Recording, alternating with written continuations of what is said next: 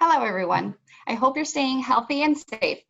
Today, we're going to talk about the implications of the increased cases in COVID and their implications.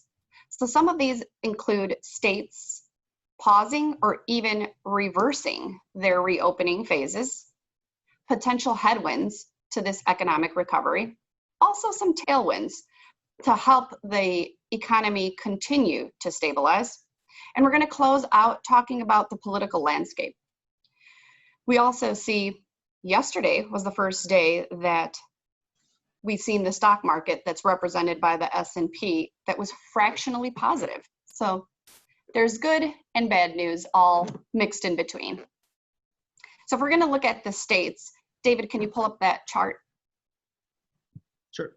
So let's talk a little bit about the reopening of the economy and where the different states stand. So through yesterday, 22 states have paused or have begun to reverse the reopening of their respective economies. And we see that really largely driven by the increase in COVID cases. You can see along the bottom of the southern part of the US, California, Nevada, Arizona, New Mexico, Texas, Louisiana, and Florida really have been hit by a resurgence in cases and have started to reverse some of the reopening actions that they've taken. So if you think about our phases in Illinois, we've also begun to roll back some of the reopening and slow that down to some extent. And I think what's important to note here is that even though many states you see are either fully reopened or reopening, that varies within each state. And so, like I said, in Illinois, you'll see that the state is on its way to reopening, but within the city of Chicago, there are some rollbacks and some additional restrictions. So JR, can you talk a little bit about what the impact of the slowdown might be, and with states, pausing and or reversing their reopening?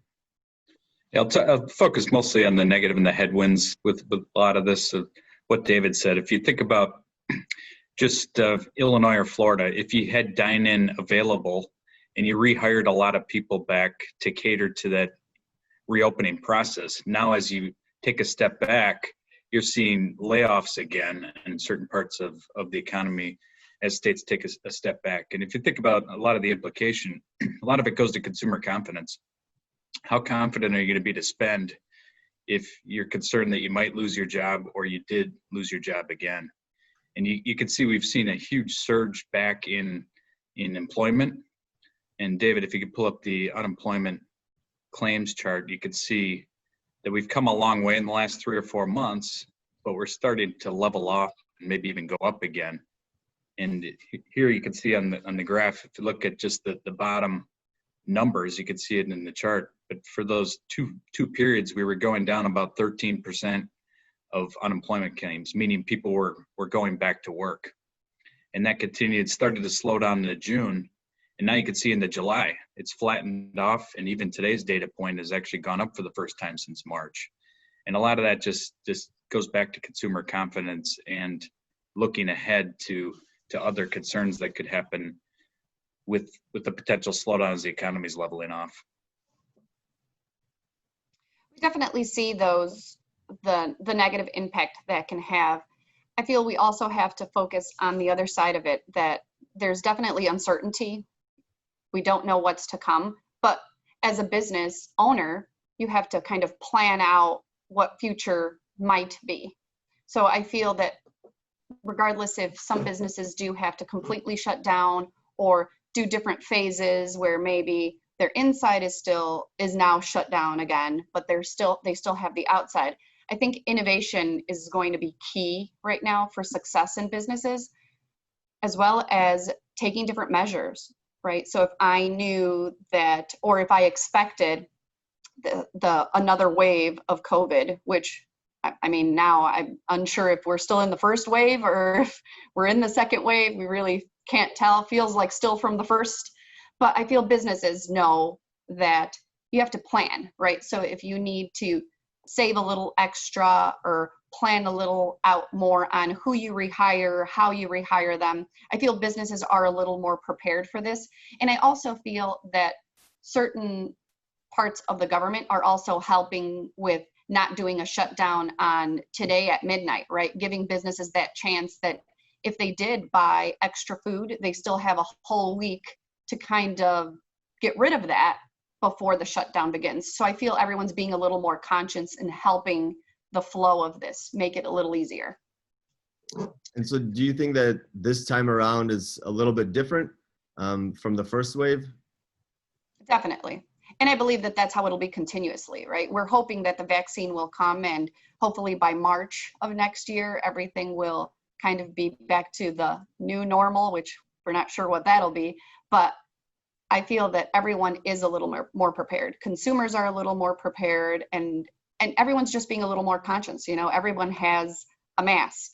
I mean, I'm sure if everyone who's listening right now, you have one in your car. Us ladies, we have one in our purse, one in my gym bag. I have one wherever I am. I make sure I have one ready and available. So I feel if we all put our part, that this will be easier this time around.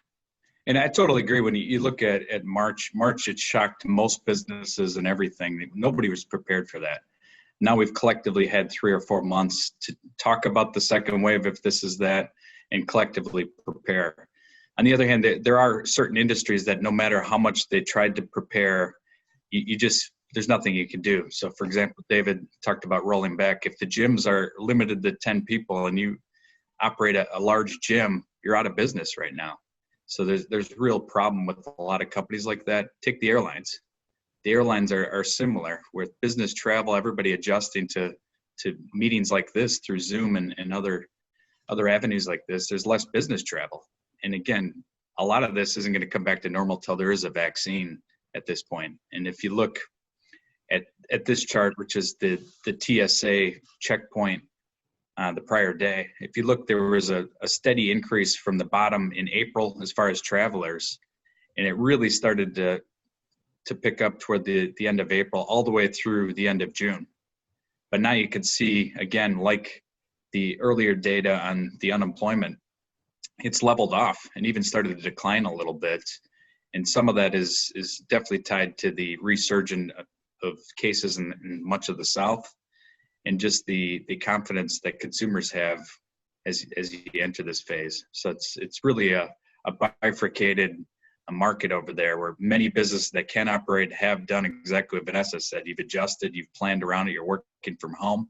And then you have many of these other industries and a lot of small companies that just are not going to be back to normal until there's a vaccine, like the airlines. Yeah.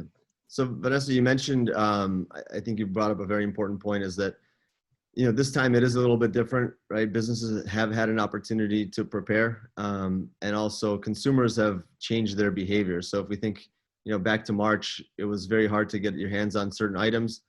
Certain household goods were not available. I think hand sanitizer was the first thing to disappear, but we are seeing the supply chains come back online and start to improve and be able to order those items that you would need. So that certainly would help the economy. But I think the other thing you mentioned is important too, with regards to the vaccine that's on the way. And I think it makes sense to pause here for a minute and talk about that. So we've seen that there's been a number of pharmaceutical companies, both within the United States and abroad, in the UK and China and Russia, working on a vaccine and working towards a vaccine. And there's a number, I think it's 4 now, that are in the phase 3 trials that are going to become available, and we'll see what that looks like in terms of their success. I think the phase 2 were positive, and that's obviously why they're able to move on into phase 3. But I think it's pretty interesting what we see governments doing now is they are making this large investment into having the vaccine readily available, so that you're seeing that companies will have, you know, 100 million doses available by the end of the year if the trials are successful. And I think that's kind of an interesting way to approach it, and very proactive, in that if the phase 3 trial is successful, they'll have the vaccine available. Obviously, if it's not, that will ultimately be discarded. But you'll see that being produced throughout the world to have something ready once a vaccine has been, you know, approved and cleared to move forward. And that's a critical point, because when we started all of this in February and March, nobody knew when it was going to be over. there were all theories out, but now as we know more about the virus, as we've adjusted as business owners and consumers, now you can kind of project out that there's probably going to be emergency use vaccine in September, but to really get the whole population, it's going to be early next year. So as you kind of project out, it looks like March next year is where we should kind of have a good feel that we're most of the way through this at this point. And again, that's a good thing from a confidence overall of where we're going. But we didn't know that 4 months ago. Now we're getting much closer to knowing that. Yeah, I think that extra knowledge piece that we're all acquiring along the way is building that confidence. There's obviously still a level of uncertainty, but those phases and that additional information that we gather slowly is what allows us to be able to invest in those opportunities, right? We know that back to school, right? Kids aren't going to go back to school, or if there are, it's going to be either a phased approach or a rotation of students going back to school, which will be difficult for all of us, but mainly thinking on what opportunistic buys are we going to have dependent on what the consumer will buy, right? And this is where we have to know, okay, so everyone's not going to be buying boxes of crayons and buckets of paint, right? So what do the kids need right now? So we think technology will definitely be a piece that consumers will focus on, because that's what you need at home, right? We need to make sure everyone's tablet or laptop is up to date to make sure that the kids can get their work done. Maybe desks, maybe chairs, right? Now that it's more long-term, whereas before it was only a couple months, so that's fine, your child could sit at the kitchen table. But at this point, what should we be focusing on that we assume will be the purchases made? Yeah, when you look at that, that's an important point, and we've been thinking ahead about all this, because consumers are still spending, but we're all spending differently, as Vanessa just said. And when you think about investment opportunities, normally at this time of year, you'd be buying new school clothes as your children start. You're not likely to buy a lot of new school clothes if you're at home. And so spending habits are going to be different on many of those. But as you think collectively what people are going to do, you could look at desks, you could look at chairs, you could look at technology as ways that people are going to be spending over the next month. That opens up a lot of opportunities that is not, quote, normal from last year. Mm-hmm. And I think we've seen some of that adjustment from again, Vanessa, it's hard to say if it's the first or second wave, right? But Right. We've seen some of that adjustment earlier, where you see some of the home builders, or at least some of the companies that provide the materials to update your home. Because I think if your behavior does change, right? If you're spending more time in your home, those little things that used to bother you and you'd kind of forget about when you're out of the house for 8 or 10 hours a day, they'll start to become more forefront at the top of your mind. And so you're starting to see the investment. We've seen some of the companies in that space obviously perform very well over the last couple of quarters. So do you think that trend is going to continue? And what do you think are some of the other trends that we should be thinking about as we look at the broader economy and sectors that we think will be strong heading into the rest of the year? Well, if you take one item that's starting this week, baseball's near and dear to my heart, which is opening nights tonight. But you think about the last 3 or 4 months, right? We've all adjusted our lives without sports, and now have our time in other activities or other filled up our time differently. So how much of that are you going to give back to 3 hours to watch a baseball game now? Probably initially a lot of people will, but some of this are going to be permanent behavior changes, that we've spent more time outdoors collectively. We're traveling differently. So on the one hand, you're going to have a boost from TV revenue as sports, NBA starts next week, of having that activity back. But a lot of consumers used to go to bars to watch those sporting events.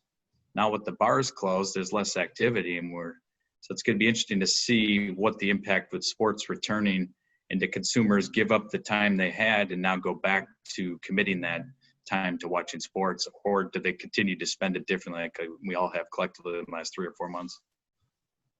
Yeah, or in their backyard, right? If you're watching it in the backyard, you need a grill. There's certain things that you need to buy. And I know it sounds funny that we're talking about such minuscule items, but these are the areas where you do see opportunities. Whatever drives the consumer, that's where we have to go. One other thing with that too, like appliances, since a lot of us are not at work, your dry cleaning bill is down, but you're washing clothes much more because of wearing more things at home. So you've seen appliance sales go up a lot, with a little bit maybe David's point that you were annoyed looking at some of those old appliances, but some of it's overuse. You're cooking from home a lot more, you're using them a lot more, and you've worn out a lot more. And you take that times millions of households, there's been activity like that to watch as well, which is different. So to recap on some of the things that we were saying, it looks like some of the changes that we see in behavior may be temporary, but some of that might be a little bit longer term. And so as we look out to next year, if we find ourselves, this time next year, spending more time with our friends and family and spending more time outside, it'll definitely be interesting to see how that impacts the economy longer term. So Vanessa, can you talk a little bit about what we've seen so far in terms of the results in the economy and how some of the companies have performed year to date? Yeah, so looking in the past couple of weeks, the earnings reports that have come out have been better than expected in a number of industries. But it's funny how it's presented, right? So you have, if I thought I was going to reach 2 billion, but I actually reached 2 billion and 2, I beat my expectation. And then you see the market rally on the news. But if you really tie it back to their revenue from previous year, it's actually declined. So I feel that the market and the economy, the consumer, we're all aware of what's going on. So we have that understanding. That's why I feel the market continues to be stable in that sense, that we understand that things are down. So we have to project out to what the actual expectation is. We know that we can't beat last year's, even though in some industries they have, but those are the industries, and that's where we talk about those opportunities that are actually out there, right? Those are the opportunities that we look for. But looking at earnings reports, it feels positive. We just have to be still cautious of knowing that it's still not better than last year. Yeah, when you look at, for example, the fallout from the Federal Reserve stimulus, now that we've had a few months to adjust, it feels like a lot of that money went into the biggest of the big and really helped the large companies. But if you look underlying, there's still a lot of problems out there. So for example, looking at the bank earnings results, this so far is that it kind of is two parts. The consumers are still very hurting across the board. I mean, there's a lot of mortgage delinquencies, credit card delinquencies, you name it. And the banks that have a lot of exposure to the consumer had much worse results in a lot of cases than expected, and still shows a lot of the pain that's out there in much of America. Whereas, as Vanessa said, the bigger companies have really performed well, and in many cases are better than last year. So as you look to how the government's going to address this, we're in the midst of listening to what's ahead for the next round of the fiscal stimulus, is we're hopeful that the government's going to address really where it's needed. The big companies do not need any help. It's the middle America. It's helping pay mortgages. It's still the high unemployment that's out there. So we're hopeful that as you look into this next round, that Congress really addresses where it's needed. And as opposed to really what the Fed did, they saved the system, but it feels like a lot of that benefit went to the largest companies. And as we turn to what's ahead next month, you're going to have the conventions ahead of the elections. So November 3rd is the election. And we'll know more in the weeks ahead. But in general, it's a good time that the markets have somewhat stabilized to refocus and look at your planning and maybe the impact as we look to next year as to the changes. And with this huge stimulus, it really doesn't matter who's going to win the president or Congress. Taxes are probably going to go up. So it's a good time to really look at your financial and estate plan, because you might want to accelerate capital gains, for example. Normally you don't want to pay taxes, but if that rate's going to double next year, it might make some sense to look at items like that as we think about the political impact of planning and how we invest. Yeah. And Jared, I think as you mentioned, so as we head into, really the final stretch here, right, just the next couple months in the election process. So as more information becomes available and as we see more details on the candidates, their platforms, and what the, results might look like as polling information and other details become available, I think that'll definitely help inform some of the strategies. So I think over the next, month or two, as we have these discussions, we should, we'll come with some ideas and ways to prepare for what the future may hold for us. And as David said, a lot of times long term we stress whether one party wins or loses, depending on which side of the aisle we might be on. But it really matters on what you might overweight in an industry or underweight an industry, given what the agenda might be of whomever's in power. And that's really what we look for, and that'll be what we plan to talk about ahead. I agree. So as much as we love recording these videos, we truly do miss the interaction with all of you. And we've decided, based on email requests and calls that we've had from all of you, we're going to continue to record. So what we'll do is a short recording, maybe 15 minutes. We'll speak our points, but then towards the end, we'll have maybe 10 minutes of live Q&A. So for next month, that's how we're going to try to develop this interaction. So if you want in the meantime, and you can't be on our live Zoom video, please send us your questions, but we are going to make that available for you. That way we can at least feel like you're here with us. So thank you all for listening, and please continue to stay healthy and safe. Thank you. Thanks.